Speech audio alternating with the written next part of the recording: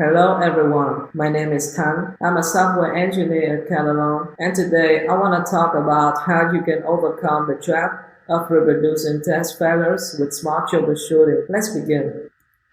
So the first thing I want to talk about is how the application of the test arrives at the unexpected state and the kind of information you will need in order to get to understand why your test failed. The first kind of information, and the second kind of information is the state of the application when the test failed. And finally, I'm going to show you how these ideas come into action.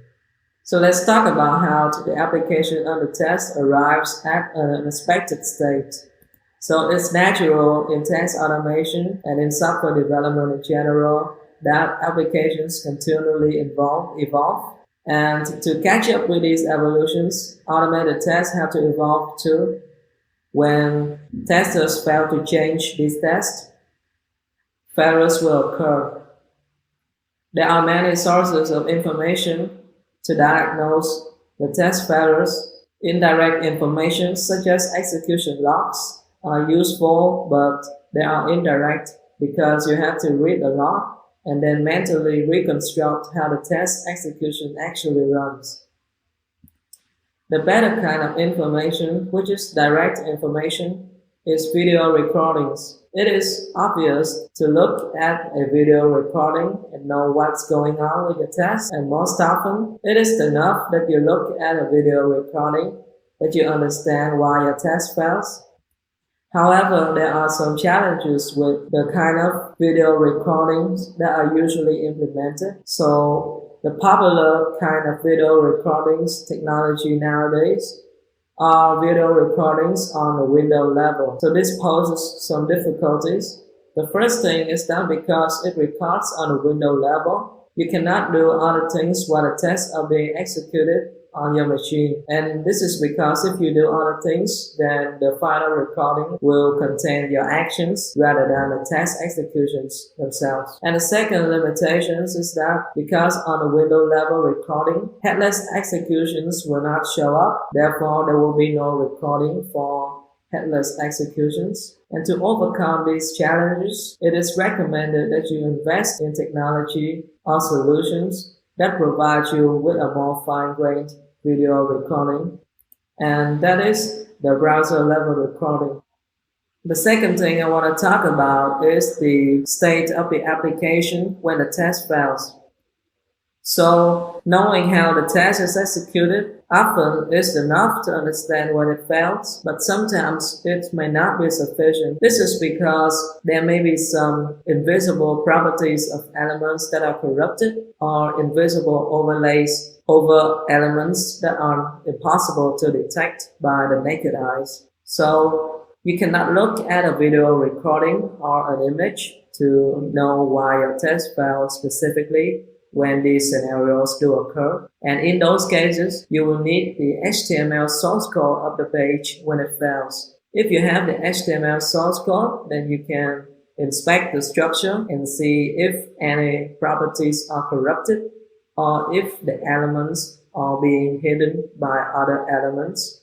So there are some challenges with this as well. So the problem here is to get the HTML source code of the application or the state of the application when it fails. So the challenge here is that normally when you want to reproduce the state of the application, there are many scenarios that the tests are simple enough so you can navigate the application to the state manually. But imagine if a test case runs for 30 minutes, which is very complex test case because the length of a test case is usually correlated to its complexity. So if a test runs for 30 minutes and then it fails, and while it was executing, you are away from your machine, and when you come back, the execution, the test suite is already finished, and the test failed.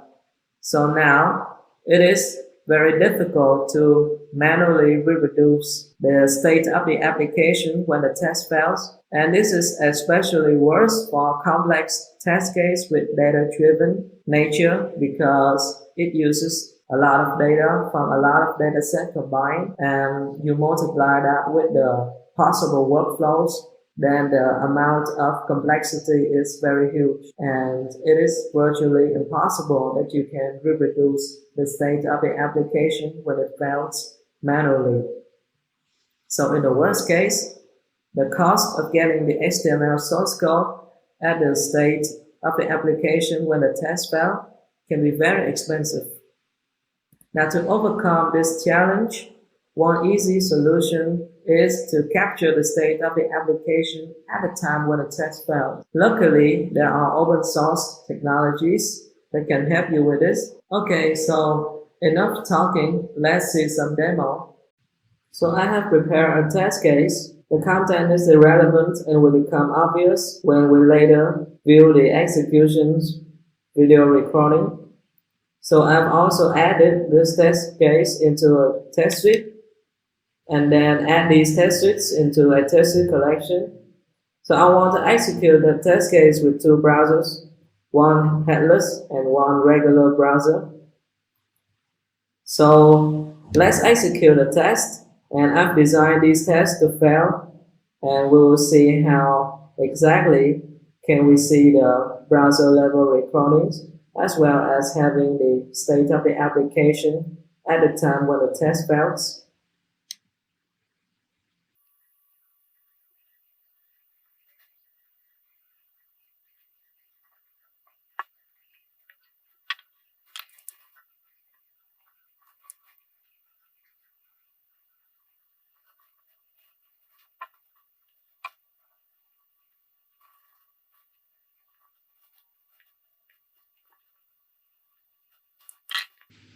Okay, as you can see, the test is finished, and let's see the result.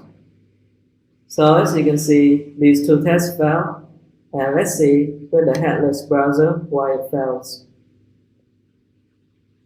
So if I go to the report of the test suite execution and I click on video, then I will be able to see the browser level recording. So I executed this test in headless browser, but because the browser level recording was enabled, I am still able to see how the test execution actually went.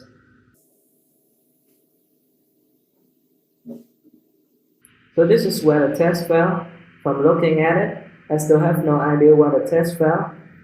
And this is where I need to get the state of the application at the time when the test fell.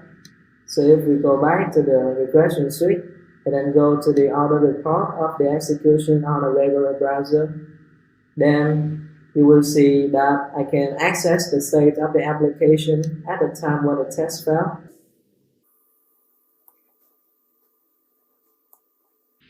So this is the state of the application when the test fell. So that's how technologies can enable you to troubleshoot your tests in a more intelligent and cost-efficient way. Thank you for listening.